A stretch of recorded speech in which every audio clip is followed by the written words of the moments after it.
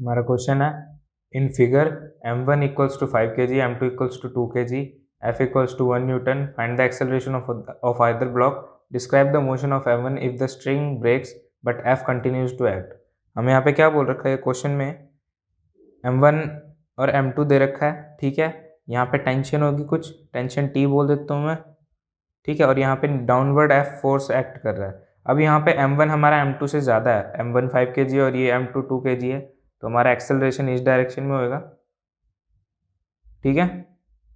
तो अगर मैं इन दोनों का FBD बनाऊँ अलग से, पहले मैं लिख लेता हूँ हमारे पास क्या क्या गिवन है। 5 kg m1 है, m2 कितना 2 kg है, और F की वैल्यू हमें 1 न्यूटन दे रखी है। मैं m1 का FBD बनाऊँ तो एक तो इसका नीचे m1G लगेगा और साथ ही में F फोर्स लग रहा है और ऊपर की तरफ टेंशन, ठीक है। और इसमें एक्सेलरेशन नीचे की तरफ है। और इसकी इक्वेशन अब मैं बनाऊँ अगर, तो F plus m1G minus T equals to m1A, इसको मैं इक्वेशन 1 बोल देता हूँ।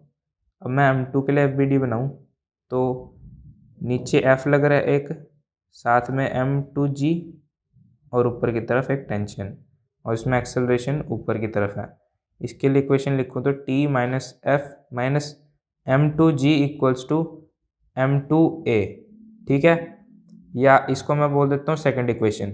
मैं क्या करूँगा, फर्स्ट इक्वेशन और सेकंड इक्वेशन को ऐड करने पे हमारा क्या आएगा, m1G minus m2G equals to m1 plus m2A। यहाँ से मेरे A की वैल्यू आ जाएगी, कितनी होगी वो, m1 माइनस m2 multiplied G by m1 plus m2।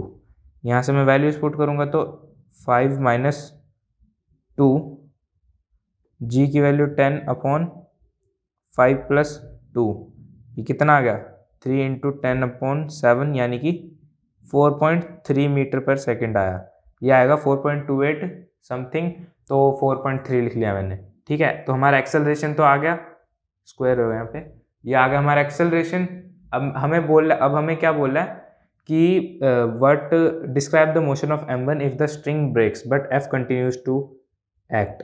क्या बोल रहा है अब कि जो m1 ब्लॉक था हमारा, m1 मास था, क्या हुआ, स्ट्रिंग ब्रेक होगी, पर उस पर F फोर्स अभी भी लग रहा है। अब देखो F फोर्स लग रहा है और साथ ही साथ उसका नीचे mg भी लगेगा, है ना।